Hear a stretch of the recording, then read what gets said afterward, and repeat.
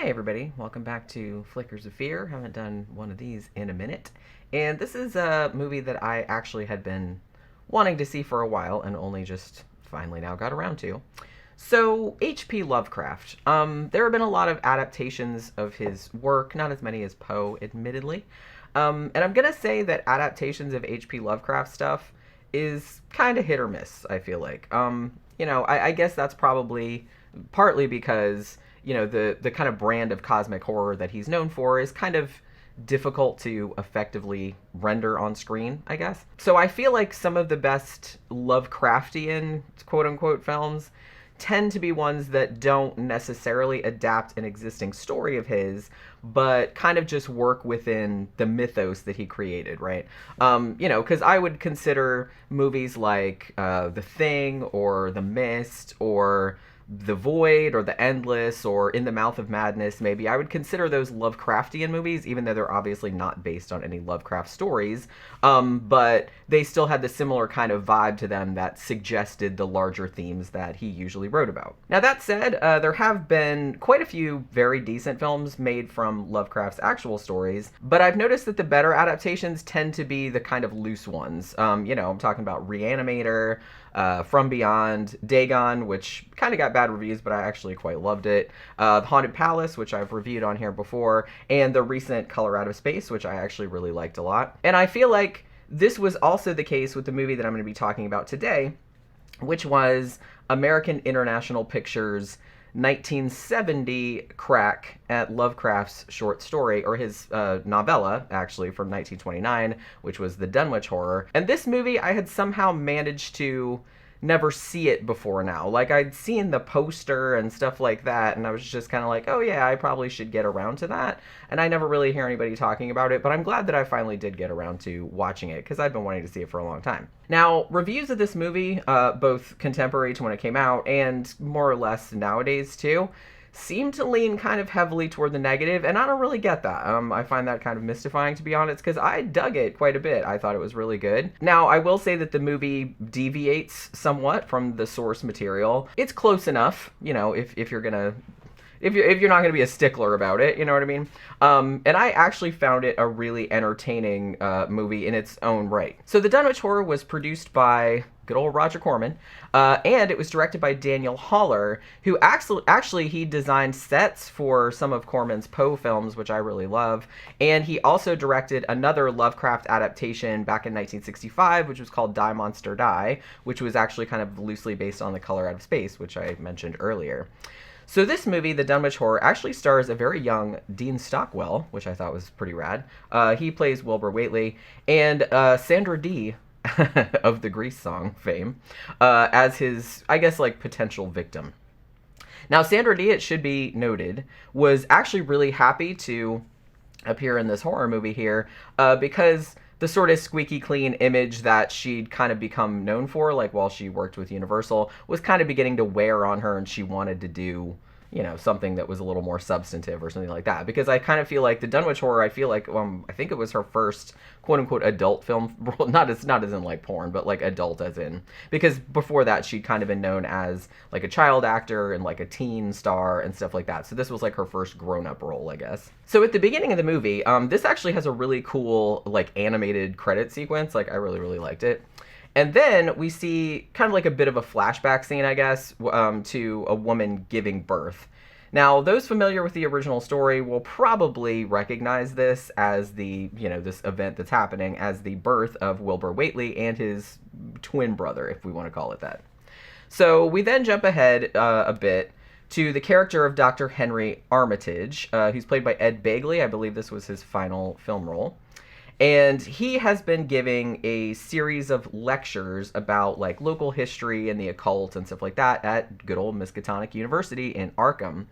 So it's at this point in the movie where we're introduced to both the Necronomicon, which Dr. Armitage is in the process of returning to the library because he was using it for his lecture, and Dr. Armitage's student, whose name is Nancy Wagner, who's played by Sandra Dee, as I mentioned earlier. Now, she wasn't a character in the original story, but I think she makes like a nice addition to the story here. So not too long after the book is returned to the library, this kind of mysterious but sort of intriguing young man comes in and asks to look at it. Now, the librarians are like, bro, it's like almost closing time. You can't just show this priceless book to any old rando who wanders in the place. But eventually he's able to talk them into it, particularly after Nancy seems to take a little bit of a shine to him, I guess. So it turns out that this dude is Wilbur Whately, who I mentioned earlier is played by Dean Stockwell. The role was initially supposed to go to Peter Fonda, but I guess he couldn't do it for whatever reason, but I really like Dean Stockwell in this role. At first, he seems just as fascinating a fellow as a girl could want, really. I mean, I'm going to say that this is incidentally a pretty big departure from the original source story, in which Wilbur was described as pretty much like a stinky, charmless goat man type thing. But I actually didn't mind the change for the movie. It kind of made the character of Wilbur seem more dangerous, I guess, because he looked normal, like handsome and charming even. So he could therefore kind of like blend in, which made it like all the easier to do like all his little nefarious deeds or whatever. So Wilbur is in the library and he's just spending way too long studying the Necronomicon. The like librarians are like, we would like to go home at some point tonight, you know, jerk. So he gets kicked out of the library by Dr. Armitage, and Dr. Armitage has actually heard of the Whateleys, and he just doesn't have anything good to say about the whole entire family. But Wilbur is actually able to ingratiate himself with Nancy by they kind of go for a drink, and then he's like, oh no, I missed my bus. You know what I mean? It was that kind of situation. I had no idea what time it was, blah de blah. And she's like, oh no, now you won't be able to get back home. She's like, I'll give you a ride, which of course is what he was fishing for the whole time. So she gives him a ride back to his creepy old farmhouse in Dunwich. And she gets persuaded to stay for a cup of tea, reluctantly, but then she's just kind of like, oh, why not? And of course, he drugs it.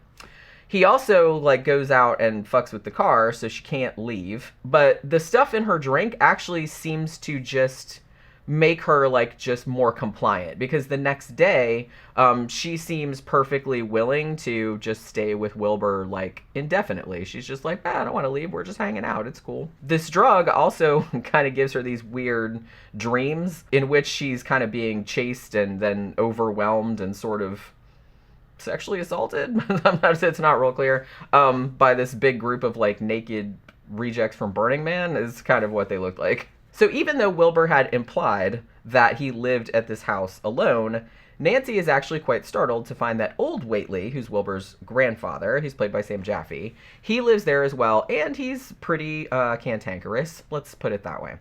So he even tries to get rid of Dr. Armitage and Dr. Armitage's friend, or actually Nancy's friend, Elizabeth, who I guess is like another student.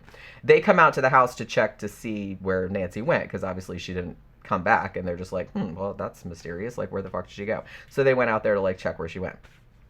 But I mean, Wilbur's magic or drugs or combination of the two things, I guess, is pretty strong, I guess, because Nancy just insists that she's staying there for her own volition, and she was 100% not being roofied into this shit, so go away. Elizabeth, rightly, is super suspicious, though. And after she talks to this local physician named Dr. Corey and his nurse, who's actually played by Talia Shire, I immediately, like, I saw her in the thing, and I was like, that's Talia Shire. But yeah, she's actually, this was an early film role, so she's actually still credited as Talia Coppola in this, but it is definitely her. So Elizabeth talks to them, and then she decides she's going to go back to the Whately place and, like, warn Nancy that she's in danger and try to get her the fuck out of there, because, like, the doctor and the nurse tell her, like, yeah, there's all kind of, like, weird shit going on out at that farmhouse. Unfortunately for Elizabeth, though, she goes into the house and opens the wrong locked door, I guess, and ends up getting devoured by some thing, which is kind of made up of quick flashes of color and like maybe some hints of tentacles and things like that. This thing, whatever it is, busts out of the room that it was locked in and then kind of starts going on a rampage. So meanwhile, Dr. Armitage discovers that Wilbur's mother, Lavinia, has been confined to an asylum since the birth of her twins, and also finds out that even though Wilbur's twin was supposedly stillborn, that was the story anyway, the other creature that Lavinia spawned is still very much alive and now is presumably on the loose. So Wilbur's whole plan for this is to bring his father, who's the old one, Yog Sothoth, into the world. I guess like via Nancy's drugged up womb, I guess, because she's like a virgin, right? And this was apparently what Lavinia's purpose was, but Wilbur figured out like that was what his dad was trying to do, like trying to bring them in, but it didn't like work out. Or at least as far as Wilbur is concerned, he's just kind of like, I think it didn't work out because Lavinia was an unwilling incubator. Like, I'm going to get it right this time because I've magically made Nancy, like, totally compliant with my wishes. So now this time, like, Yog-Sothoth will come through successfully. It didn't work out too good last time. Now, at some point prior to the main festivities, where he's going to try and bring the old one through, Old Whately, the grandfather, dies kind of accidentally, on purpose, kind of, because he's not really wanting to go along with Wilbur's plans, right? And the townsfolk also get mighty peeved when Wilbur just waltzes into the local cemetery with the body, like, in the middle of the day, and tries to bury the old geezer in the family plot, which, I mean, it is their family plot, but still, I mean, there are laws, you know what I mean? Lavinia also dies in the asylum, like, subsequently. She's, like, muttering in some weird language, like, as she dies, and then also as she dies, like, there's all of this real unsettling, like, birds screeching that they kind of talk about, you know, they're coming to get her soul or something like that. Shortly after this, Wilbur's twin, which was the monster thing, like, locked in the room, obviously, he's causing all kind of destruction in Dunwich and kills a bunch of the locals and all of that kind of stuff. I'm gonna say I actually really like the way the movie showed the monster. Like I said, this is a very, very low budget. It's American International Pictures, you know what I mean? I mean, in the original story, the thing is invisible, and it sort of is in the movie too. Although you can kind of track its passage by, like, they make the grass and the bushes, like, you can see this whoosh, like this wind kind of going through there, and there's like all of these kind of like various like posterization kind of effects, like with all these different colors, like posterized flashing and stuff like that. And it's kind of like when we were watching it, we were like, I would really hate to think that anyone who watched the movie and wasn't familiar with the original story thought that Roger Corman was just cheaping out by making the monster invisible, because hey, I mean, you don't need a monster suit or anything like that, but so it's very budget friendly. But the monster was invisible in the original story, so they weren't just cheaping out, they were trying to keep to the spirit of the story. And I really think that they did do a decent job with the way that they showed it. So the Whately house actually burns down, like, soon after that, and then Wilbur takes Nancy up to this kind of like, it's called Sentinel Hill, and it's got this thing called the Devil's Hop Yard, which looks like an old, sacrificial altar type of situation. So he's got her laying on there, like, all sexy and willing.